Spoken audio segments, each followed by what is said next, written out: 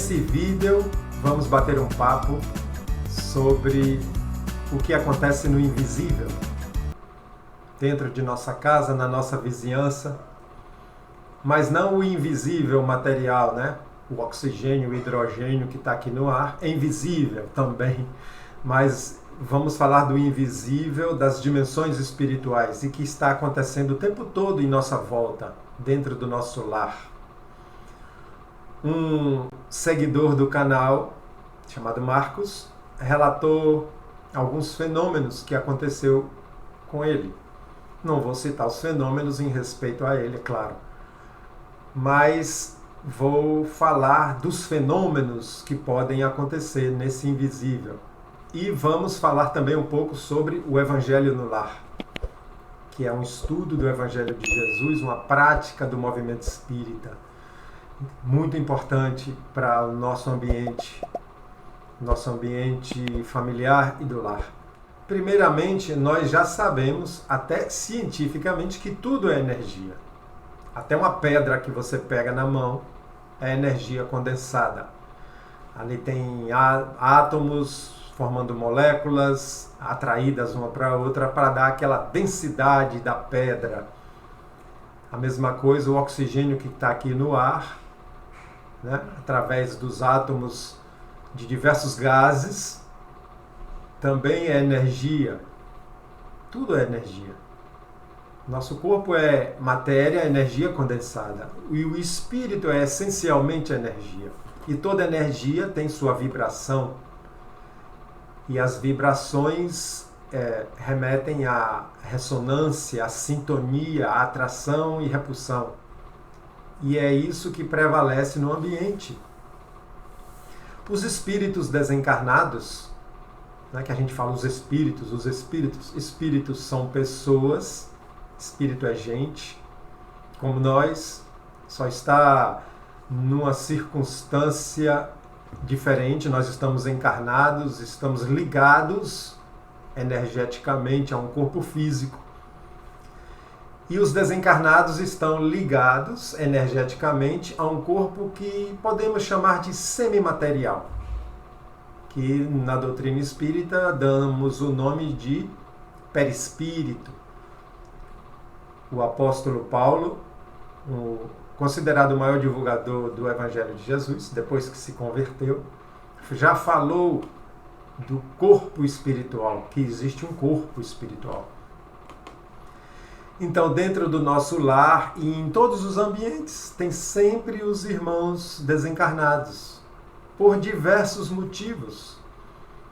Motivos bons e motivos prejudiciais, devido ao momento de consciência de cada um ainda.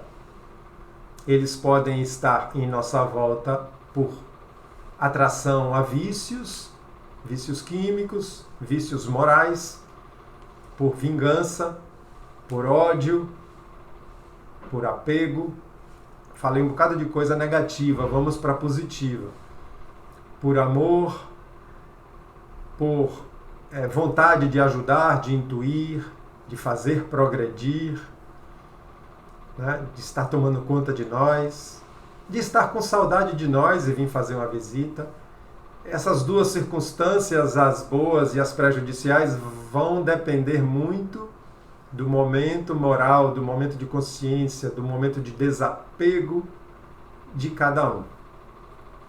Sempre atraímos, né, das duas possibilidades, porque as nossas brigas, as nossas raivas, os nossos ódios, os nossos preconceitos vão atrair energias de mesmo teor.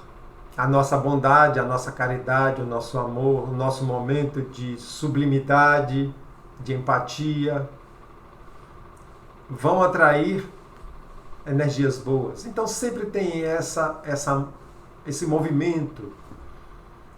E aí temos que pensar em que mais eu estou focado, o que predomina na minha mente, nos meus pensamentos, que são energias que ditam a minha sintonia, a minha aura,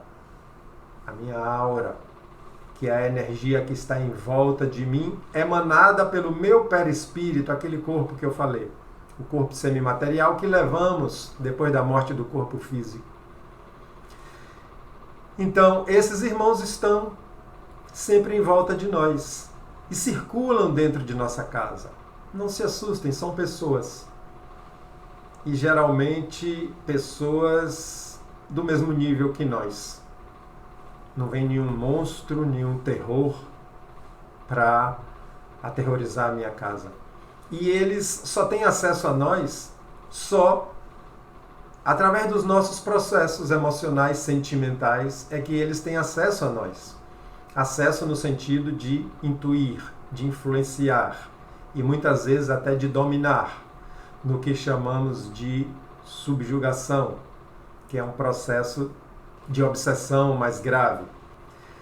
Então, quando essas pessoas desencarnadas, que chamamos de espírito, circulam dentro de nossa casa, se ele encontra um médium de efeito físico, que é um tipo de mediunidade, em que o médium emana uma energia, uma substância, o ectoplasma, ele terá condições de fazer efeitos físicos, fazer coisas caírem, coisas quebrarem, fazer som, fazer coisas se movimentarem. Aqui na minha cidade eu conheço um caso que foi tratado no centro espírita, em que o espírito movimentava um sapato, o sapato corria sozinho. E ele tem algum objetivo de chamar atenção, de assustar, de alguma coisa. E isso pode ser tratado numa reunião mediúnica no centro espírita, em que esse espírito é evocado para a reunião, ou levado pelos espíritos trabalhadores, para que conversemos com ele, qual é a intenção dele, qual é o problema dele. Podemos fazer isso nos centros espíritas. Dito isto, que é um resumo do que eu compreendo da situação, vamos ao Evangelho no Lar. O Evangelho no Lar é uma prática espírita, do movimento espírita, em que, por tradição, semanalmente, no mesmo dia, na mesma hora, sentamos com os que estão interessados na família para estudar o Evangelho de Jesus comentado pelos Espíritos de Luz. Você pode fazer sozinho, você pode fazer com a família. E ali existe um roteiro que não é um trilho, mas, quer dizer, você não é obrigatoriamente forçado a seguir esse roteiro. Mas, em essência, é estudar o Evangelho, refletir no Evangelho, fazer a oração, conversar com os espíritos trabalhadores do bem que chegam em nossa casa nesse momento. Em essência é isso. E ali compreendendo, discutindo em família, sempre num ambiente bom, num ambiente de alegria, de preferência, a gente vai crescendo, vai mudando a nossa consciência. Mas, de qualquer forma, vou mostrar aqui o roteiro. O roteiro que é de tradição, Eu faço com a minha família já há muitos anos. Eu comecei, acredito, deixa eu lembrar, em 2001. 2001 eu comecei. A gente começa muito acanhado, sem saber como fazer. A gente se sente envergonhado. Às vezes a gente está lendo coisas que a carapuça serve, mas sem problemas. O Evangelho no Lar não é recado para ninguém. Não está apontando o erro de ninguém, está falando do processo humano em geral. Então, resumidamente, a gente senta em volta da mesa com as pessoas interessadas em participar e segue um roteirozinho, como eu disse, não obrigatório. No movimento espírita existe a ideia que você tem que ser extremamente rigoroso com o horário, com o dia, mas isso é um equívoco. É bom que você mantenha seu dia e seu horário para criar um hábito em você e para que até a equipe espiritual se programe. Mas ocorrendo algum empecilho, algum atraso, alguma necessidade mais importante, não por qualquer coisa, mas uma necessidade importante, Você pode atrasar 10 minutos, meia hora, fazer antes. Faça uma prece, avisa os espíritos que vai começar num horário diferente e faça. Não tem problema nenhum. Então, aqui, meu evangelho velhinho, eu já tenho até um novo. Não tão novo. Então a gente abre lendo uma mensagem edificante. É muito usado esses livrinhos de mensagens, de minutos de sabedoria, geralmente de Pastorinho, que é o autor, né? Carlos Juliano Pereira Pastorino.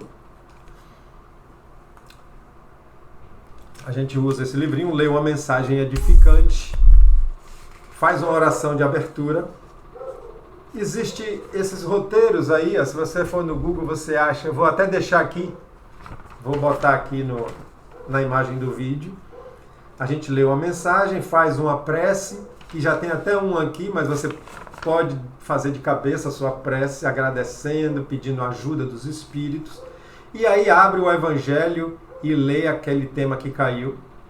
Lê aquele tema, tenta compreender, né? Compreende nas suas possibilidades.